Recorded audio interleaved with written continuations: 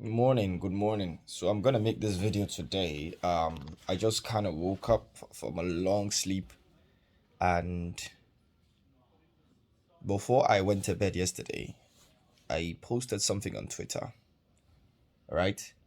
And today I'm gonna be talking about a different type of issue. Normally I focus on issues that focus on men, or I kind of my core audience I speak to men and young boys. But today it's gonna be different because the issue is one I mostly hear from women, and so it's going to be different, and that's why I don't even have, like, normally I would start this video, I would say the name of the topic. I don't even know what to name this, or whatever you see. But like I said yesterday, I was going back and forth with someone on Twitter, Sugar Belly, and like, in a healthy way, we do this all the time. We're not fighting with each other. The reason is I started seeing a lot of tweets from different people where they were talking about how their mothers were housewives, and that must have been terrible because people told their mother that that's where they belonged, blah blah blah blah blah, that kind of thing. And for me, it's a narrative I don't like. I understand if you have a mom and you felt like your mom said that she wanted to do that. You get what I like she wanted not to be a housewife, but she was somehow forced or whatever. I don't understand that part, so I'm not going to speak on that. But the narrative I keep hearing is, I see a lot of young men and women, they come out and they say, oh, their moms were housewives, they must have wasted their talent, they must have wasted their years. And that's such a reductive way to look at sacrifices. And the funny thing is, a lot of these people, I do think some of them, they actually ask their mothers and fathers, but a lot of them don't. It's just an assumption. It is this assumption that maybe because they have, especially when I see some young women that have made a decision where they have a career now, and they see the money that they've been able to have from that career, the wealth they've been able to gain, and they look at their mothers and be like, my mother could have been this, but she chose.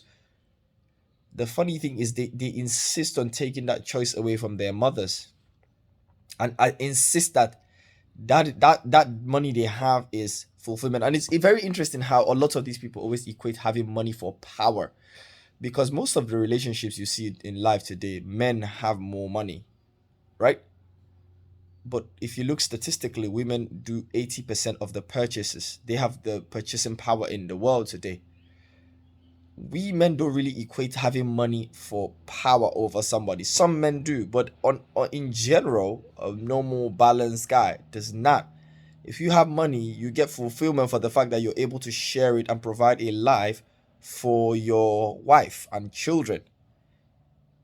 That is the main approach we take to money. We don't really think about, I have money, so I'm going to be able to control my wife or something like that. It's Most men don't really. And I know there will be people that will be watching this and be like, it's a lie and everything. I'm a man and I'm telling you, right? There'll be some men that would not fall into the category, but I promise you, most balanced men, right? When they got money, the reason why they're making money, if you look at the dreams of men, I want to make money to marry a wife and provide her a lifestyle. We're not saying that she must take that lifestyle, but the whole idea is we want to make that money so that our wife and children, they don't have to suffer. That's the dream of every normal boy. It's wired into us. We're more than happy to sacrifice ourselves for that. And we don't actually get the benefit of turning it on and off. Imagine if a man just comes out and says, oh, he wants to stop bringing being a provider. You see a lot of women, they're like, oh, what's he doing? He's lazy, that kind of thing. But anyways, excuse me. Besides that, the whole idea is, I see a lot of these people, they just talk about their mothers. And I understand where they're coming from. Recently, I had a conversation with a friend of mine that said she never really liked her father growing up because her mother was always telling her these weird stories. I'm not going to mention her name for her anonymity, but I don't think she would mind me giving this particular story because obviously y'all don't know who she is. But she was telling me about how the older she's gotten, she's closer to her father. But when she was younger, she was closer to her mother because her mother kept on saying how, she did not like pursue her career, and the mother was also always talking about some other guy that she would have married, not her dad. And then that made her almost, I was asking her that question. We were having like a healing session. So I was asking her that question, like, do you think that has made you overcompensate when now you're constantly chasing your career? Because she's constantly trying to level up. And I was, and because we talk about how she was leveling up her career, but she was leaving romance aside. And I was trying to tell her that it gets, like, you gotta have a balance, because for women it gets harder, and you're seeing it, right? Goldman Sachs or one of these banks consulted, they even did an article on it. It gets harder to find a partner with more times like lived, and like with more in the corporate ladder, because most women want a man that has more. So like logistically, when you really level up, there'll be very few men in the pool that are higher than you, and a lot of women, you hear them saying they don't want to settle. So there's just a logistical, and I'm not saying women should not, for that reason women should not chase their career. They can, but I'm just saying the reality is that when you delay that, a lot of men, when it's time to settle, they would actually just go settle for someone younger. It just is what it is, because that person may be able to provide more children, whatever. I'm not going to rationalize that. I don't want to switch the conversation here. But the idea is, my friend was telling me she had an eye-opening experience where when she started asking her father the details, because she felt her mom was miserable and unhappy. And that might be the case. She actually, if I asked her that, her father said it was her mother's choice, that he was fine with it. She said that's what she wanted to do. She didn't want to work anymore. And he said, fine, I'm going to facilitate that. I'm just going to give you money. You can do what you want to do. And then she started understanding that, why have I made this man the boogeyman in the story when that was not the full idea? And one of the arguments we were having yesterday is, one of the person was insisting that a lot of the women that I claim to have in my life that have made this choice, they're not telling the truth. They must somehow be untruthful about their own choices. And I'm like, why do we always do this, where we, because you want to make a point, sometimes this one, from a gender perspective, you have to infantilize the realities of women. Oh no, they don't want to be honest. They don't want to tell you the truth. That's why your mothers are miserable, because these, or the women in your life were miserable even while being housewives, because if they told you the truth, you would. And I'm like, first of all, you don't know the women in my life. Secondly, that is such a reductive way. And the reason why I find it's such a passionate topic for me is one that I have seen some women in my life, close women in my life, family members and all of that, masters, degree, they got married to amazing men, good men. But because those men that they got married to were capable of providing a lifestyle, in fact, one comes to my mind where the life she lived with her family, they were way much richer than what she's living now, but she's still content. She doesn't look like, objectively, her husband doesn't have, like, I would say, the lifestyle that her dad could have provided. Maybe while being there, but she loved this man, and he's a great man and a great father. And she married him. She was still even going to school. And then she decided, after their first child, she wanted to be a stay-home mom. So now she stays home. She takes care of the children. She's got 3 children. And she's intelligent. She's smart. And I was having a conversation with her one time in my life. We were driving, and this family member of mine, we were talking, and she was telling me, well, to be honest, she doesn't mind her husband bringing home the goods, because he does. She can depend on him, that she does. But she does her own little things here and there. She said she has no, like, ambition to, like, go make a lot of money, like, not a lot of money, like, to want to almost, or like, provide as well. Her husband is providing more than enough for them. He's capable, and she's happy. She goes home, she says she wakes up, look, she doesn't mind that to her, that's what she wants in a man. And I hear that is the narrative that a lot of women, young women especially, are not allowed to have, because if they do, then it goes against this new age narrative that you have to be a hustler. And that's their choice. But the problem is when I see the people that have a career, they shame these women that are somehow they're not telling themselves the truth, or they have what I call internalized misogyny. It's such a reductive way. That's how far some people will go to to to push their own views, and they don't even realize they're doing that. You can be a career woman, that's fine, but somebody can be a stay-at-home mom. That doesn't make them less ambitious or whatever. That's just what they want. There's a beauty when that first happened to me, when I saw these women in my life do this thing. I never understood. I was like, these women were smarter than me. Top women, they were smarter than me and all of that. But I was like, why are they choosing to do this? Then I started understanding that I'm never gonna understand. If these women have a career that they can chase and make all this money, but they abandon all of that because they want to be stay-at-home mom, there must be some fulfillment that they get from that. And anybody that's saying otherwise is infantilizing their reality and saying that they're dumb. They don't know the fact that they don't want to have a glossing career. That means they don't know what they want. And I think that's just rubbish. This is a choice they've made. And this means that they they've seen something.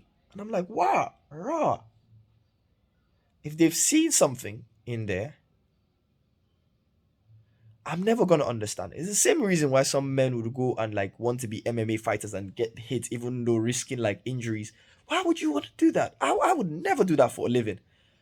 But there's something that these men would move homes, leave their wives, leave their mothers, their fathers. Israel Adesanya was talking about his story about how his parents did not want him to be an MMA fighter, but he chose that dream. That's what they want. You would never understand. My dad wanted me to be a doctor, but he would never understand the fact that I wanted to do IT. And today it's worked out. So I changed my perception. I was like, okay, if since they're making a choice that is not forced, let them do that. And when I see a lot of these people coming around, half the time they've only heard their mother's narrative, and it's like they're making it seem like their mothers were forced.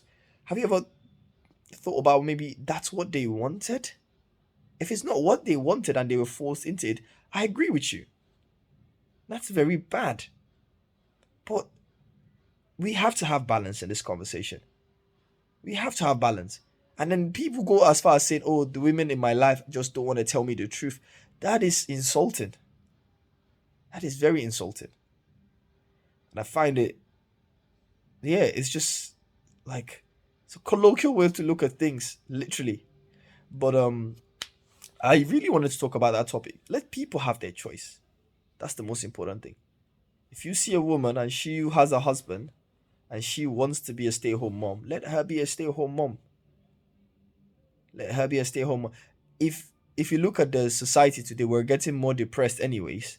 So it shows you that this whole street 180 we're doing from the traditional world, if it was that successful, we'll be getting happier. But the statistics show that we're actually getting more and more depressed. The social media, the everything, the careers, a lot of people. And if you watch a lot of shows, I hear a lot of women, especially that women in my life that have reached their 40s and late 30s, when now they're struggling to find a partner to pair with. They say that, look, a lot of them always say one thing, and this is a small sample size. I can think of one of my friends that she's 40 and she said she thought by now she would have had a kid. That she was basically alluding to the fact that she would happily dump all the career, the two houses she owned, everything, for a family and a child. And that was striking. And my other friend, the one I told you about her story in the beginning, and she was telling me about how she speaks to a lot of women on the low, and they tell her the same thing, that, yo, you know what, they would trade that career that they were told would fulfill them and hasn't fulfilled them, and it's gonna not fulfill everybody. Some, that's just life. Leave people to make their choices, but when you make a choice, those choices have consequences. If I look at I think the reason today that I think a lot of people have this dim view of maybe somebody being a housewife is because the type of men they associate these people with. They look at the type, like, they've never, I feel like a lot of these people have not had the time to either attract or associate with competent men. Because when you have built your life with men that are quote unquote incompetent, they haven't shown you that they got you. Their word is their bond. I always say something. How many women today can tell, look at their spouse and trust their life on that? Very few, because we live in an age where it's very easy to be an incompetent man and be accepted in society. I have a very traditional view of men. I think men must be calm. They must be competent, and that's just me. I'll never stop having that view. Men must prove themselves. The thing is, today a lot of men haven't, and then a lot of these women don't trust them, so they feel like, why would I now be a stay-home mom? Every woman I've seen has made a choice in my life and has become a stay-home mom. They're paired with a competent man that when it's time to bring the goods home, he brings those goods home. He does not play with that. His word is bond. If he's paying her $5,000 every month to be a stay-home mom, like that's her pocket money that he's giving her, he brings that day in, day out. Doesn't matter whether they're fighting, doesn't matter. That kind of thing. When you associate with a competent man, there's just something I've seen in my life that women, when they associate with a competent man, and I started seeing this in my life as I became more and more competent, where my relationships with women just changed because I didn't need to prove to them that I was competent. They could see certain areas in whatever we were doing that I was competent. So if it was in a leadership position, when I said X, they just trusted. The same thing with a competent woman. When I've met competent women and we had to do something, once they said that, because I knew they were competent, I didn't second guess them. And that's the thing that I think we're missing to today's world, is that competence. But anyways, this is just the video is getting long. This is my take on this particular topic. Yeah, I just wish we should talk more often and understand the realities. People should stop having a one-sided view. You are assuming that your mother might be miserable. It's okay if your mother told you she was miserable, that's fine. But if you have not done that research, please do not assume that just because she's a stay-at-home mom, or she decided she wanted to be a stay-at-home mom, that she was somehow forced and she was unhappy. Maybe she later became unhappy. Maybe she's unhappy now. Maybe she was never unhappy. You don't know that. Go have the conversation. Do not assume. Thank you.